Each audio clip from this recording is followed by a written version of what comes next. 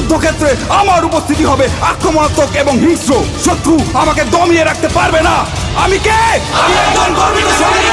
আমি যুদ্ধক্ষেত্রে শুধু বিজয়ের অর্থ বুঝি। পরিস্থিতি যতই খারাপ হোক না কেন, আমার হাত পা গুলো দুর্বল হয়ে পড়লে আমার মানসিক শক্তি আমার শরীরকে এগিয়ে নিয়ে যাবে, কিন্তু আমি কখনোই আত্মসমর্পণ করব না। আমি সর্বদা আমার দেশের সম্মান, গৌরব এবং মর্যাদা সমুন্নত রাখবো।